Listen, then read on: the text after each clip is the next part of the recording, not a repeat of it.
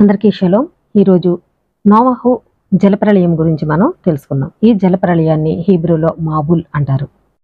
1656వ సంవత్సరం హెష్వాన్ నెల 17వ తేదీన సృష్టి నుండి వర్షం కురవడం ప్రారంభించింది. తోరాలో ఇవ్వబడిన తేదీలు మరియు కాల వ్యవధుల ద్వారా సూచింపబడిన మరియు రాశి లెక్కించిన విధంగా జలప్రళయం యొక్క కాలక్రమం గురించి ఇప్పుడు మనం తెలుసుకుందాం. అంటే నెలలు, తేదీలు ఇవన్నీ కూడా మనం వివరంగా ఇప్పుడు మనం తెలుసుకుందాం. హెష్వాన్ లేక మార్ట్ హెష్వాన్ అంటారు. ఇది బైబిల్ నెలల ప్రకారం 8వ నెల, బూల్ అని కూడా అంటారు. ఈ 8వ నెల 17వ తేదీన నోవహు ఓడలోకి ప్రవేశించాడు. వర్షాలు ప్రారంభమయ్యాయి. కిస్లేవ్ నెల 27వ తేదీ 40 రోజుల వర్షం ముగుస్తుంది. 150 రోజులు నీరు ప్రారంభమై ఈ సమయంలో నీరు పర్వత శిఖరాలపై 15 మూరల ఎత్తుకు చేరుకుంటుంది. సీవాన్ నెల 1వ తారీఖున నీరు శాంతించి ప్రతి 4 రోజులకు 1 మూర చొప్పున తగ్గడం ప్రారంభించింది. సీవాన్ 17వ తారీఖున ఉపరితలం క్రింది 11 మూరలు మునిగిపోయిన ఓడ అడుగు భాగం అరారాతు పర్వతం పైభాగాన్ని తాకుతుంది. ఆ 1వ తారీఖున పర్వత శిఖరాలు నీటి ఉపరితలాన్ని విచ్ఛిన్నం చేస్తాయి. ఏలూల్ 10 పర్వత శిఖరాలు కనిపించిన 40 రోజుల తర్వాత నోవహు ఓడ కిటికీ తెరిచి ఒక కాకిని పంపుతాడు. ఏలూల్ 17వ తారీఖున నోవహు మొదటిసారి పావురాన్ని పంపుతాడు. ఏలూల్ 23వ తారీఖున పావురాన్ని రెండవసారి పంపినప్పుడు దాని ముక్కుతో ఆలివ్ ఆకుతో అది తిరిగి రావడం అనేది జరిగింది. తిషిరే 1 పావురాన్ని 3వసారి పంపడం అనేది జరిగింది. హెష్వాన్ 27వ తారీఖున నేల పూర్తిగా ఎండిపోయింది. నోవహు ఓడ నుండి బయటకు వస్తాడు. నోవహు ఓడలో గడిపిన మొత్తం సమయం 365 రోజులు, ఒక సౌర సంవత్సరం. చంద్ర క్యాలెండర్లో 1 సంవత్సరం మరియు 11 రోజులు. ఈ కాలక్రమం తాల్మూడిక్ ఋషి రబ్బీ ఎలియాజర్ అభిప్రాయాన్ని అనుసరిస్తుంది.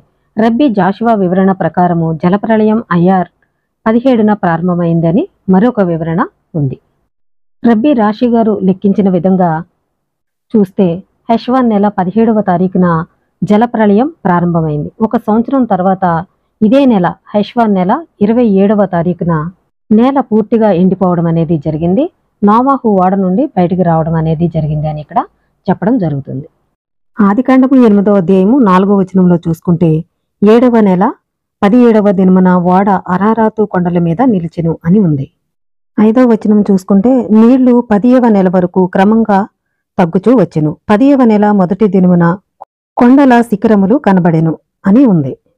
13వ వచనము మరియు 601వ సంవత్సరము మొదటి నెల తొలి దినమున నీళ్లు భూమి మీద నుండి ఇంకిపోయెను. నోవహు ఓడకప్పు తీసి చూచినప్పుడు నేల ఆరియుండెను.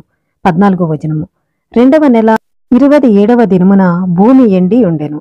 అప్పుడు ఎలోహిం నీవును నీతో కూడా నీ భార్యయు నీ కుమారులను నీ కోడండ్లను ఓడలో నుండి బయటికి రండి అని చెప్పడం జరిగింది.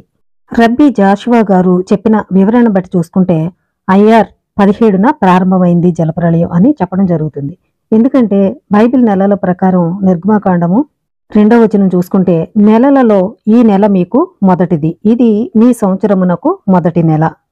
అంటే ఇక్కడ మొదటి నెల మొదటి రోజు అని చెప్తున్నారు. అయితే నెల పేరు లేదు కాబట్టి ఇప్పుడు మనం ఇంకొక వచనం మనం చూద్దాం.